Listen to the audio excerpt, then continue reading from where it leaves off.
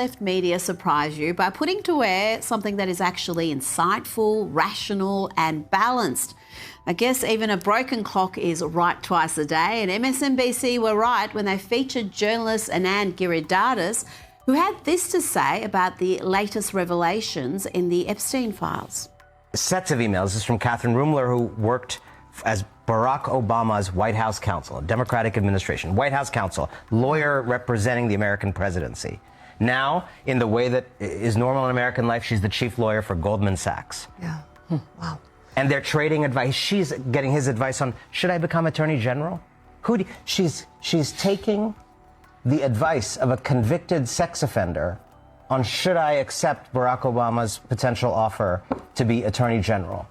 And he's telling her, she's giving him advice about his situations in life. And in this very striking scene, she describes driving up to New York, and she says, I will stop at a rest stop at some point in New Jersey on my way up to New York, and I will see, no doubt, all these people who are 100 pounds overweight, and I will be shocked by it, and I will be moved to never eat another morsel of food in my life so that I never become like them. I just want to say to people watching this is what people in that class think about you. You don't normally get a glimpse.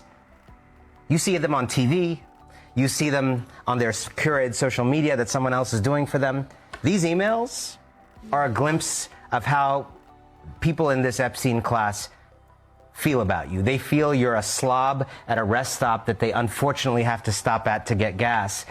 Let's bring in Sky News contributor Kosha Gator. Kosha, that was precisely my takeaway from reading some of these emails. The utter disdain these people have for ordinary Americans, for ordinary people outside their elite circles.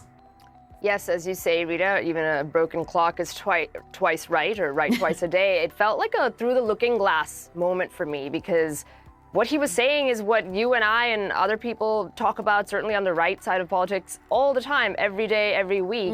And it was just really bizarre to hear them say that. I thought Mika Brzezinski's face was a little bit funny, like there was cognitive dissonance going on in her head, and she couldn't quite work out. Should she debate him? Should she accept it? And I also think it was funny because he, Anand, the contributor over there, is part of that same elite class that looks down on most of the rest of us. But it was interesting that he was excluding himself from it and creating this new category called the Epstein class. You could say that that's a super elite within the elite.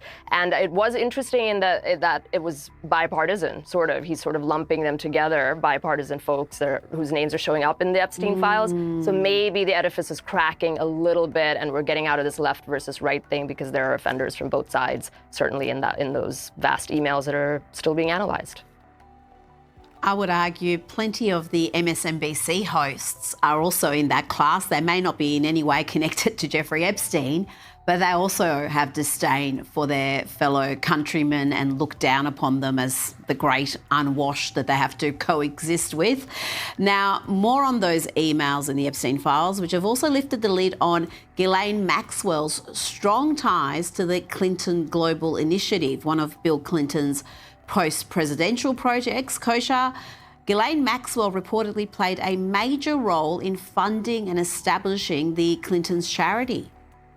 Yes, this gets from bad to worse. We know that Bill Clinton has been named in the files and seen and photographically in the emails along the way for all the salacious stuff with the girls and the women and allegedly, those things in that category. But now there's the other side of it, soft corruption, we call it, because all of these things, the Clinton Global Initiative and other ways in which these folks make money, it may not be illegal on the surface, but you really do know that there are quid pro quo type deals going on in there. People have long reported on that in relation to the Clinton Global Initiative. And this just adds another layer to that of all the people, Ghislaine Maxwell was an instrumental player in setting that up and procuring those donations and funds for them. So I think in the court of public opinion, it's going to be pretty hard for the Clintons to come back. They're kind of out of the main stage of politics anyway, but this is certainly not helping them.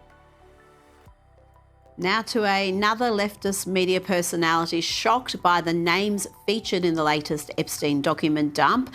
Here is Bill Maher, and he had this to say about some of the high-profile individuals and the emails they sent the convicted pedophile. Genghis Khan, I'm sure, did his raping and pillaging. But he wasn't a phony about it. He didn't pretend he was a good guy, I would imagine. No. Some of the people, Noam Chomsky, that was like the deal breaker for me. Noam Chomsky, Deepak Chopra did you find me a cute Israeli? He says, this is in an email. And then they go on about it and just joke about it. You know, how can you listen to this guy as a guru after this? I'm sorry, I'm not trying to pick on him. I know him. He seems like a nice guy. But obviously there's this other side to this Peter Attia guy I saw him on 60 Minutes recently, this great guru of health. And he's saying some of the... Oh, man. What? Some of his stuff was like... I go into Jeffrey Epstein withdrawal when I don't see him, he says. The problem with becoming friends with you, he says to Epstein, the life you lead is so outrageous, and yet I can't tell a soul. That's terrible. It is an eye-opener, I've got to say. Noam Chomsky, I wasn't as shocked to see Noam trying to advise Jeffrey Epstein about how he can fix his public image. But some of these high-profile names and the communication they had with this man, even after he was convicted of these hideous offences.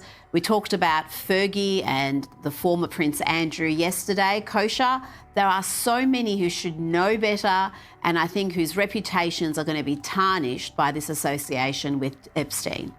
Yes, if you've got MSNBC, Mika Brzezinski, and Bill Maher now all jumping on this bandwagon of genuinely being surprised, the cynic in me tends to think maybe they're not really that surprised, but they have to pretend that they're surprised. Not that they knew about specific individuals, but just broadly what happens when people are very powerful. And certainly everybody knew the situation or the reality with Jeffrey Epstein after he was convicted, and they were very happy to continue rubbing shoulders with him. That piece was sort of an open secret, just like Harvey Weinstein in Hollywood was an open secret. They look the other way until it is impossible to ignore.